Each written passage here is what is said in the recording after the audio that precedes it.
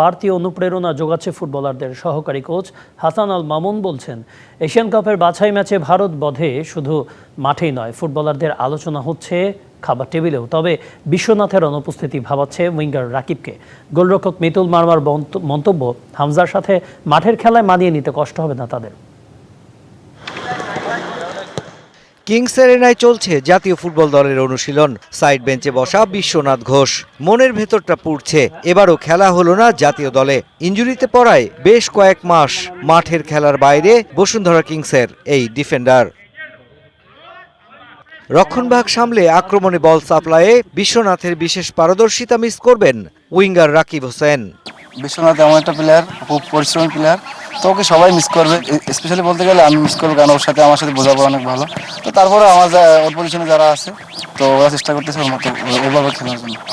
ভারত ম্যাচের জন্য উদ্গ্রীব লাল সবুজের ফুটবলাররা, সে জায়গায় হামজা চৌধুরীর সম্পৃক্ততা বাড়তি মনোবল যোগাচ্ছে ফুটবলারদের।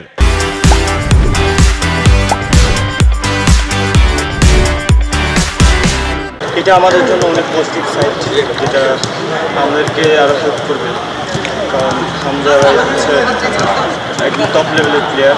সো আমি মনে করি যে আমাদের যারা আমরা এশিয়ান লেভেলের প্লেয়ার আছি, আরও পজিটিভ সাইন থাকবে যে আমরা অনেক কিছু শিখতে পারবো। 25 মার্চ এশিয়া কাপের বাছাই পর্বে বাংলাদেশের প্রথম ম্যাচ ভারতের বিপক্ষে, যা নিয়ে চর্চা ফুটবলারদের।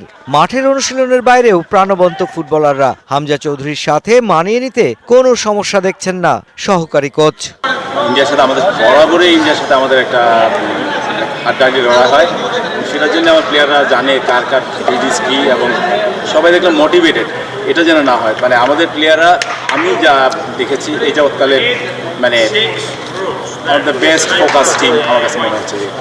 গেল দুদিনের অনুশীলনে ফুটবলারদের ফিটনেসেও সন্তুষ্টি কোচিং স্টাফের। 5 মার্চ কন্ডিশনিং ক্যাম্প করতে সৌদি আরব যাবার কথা ফুটবলারদের।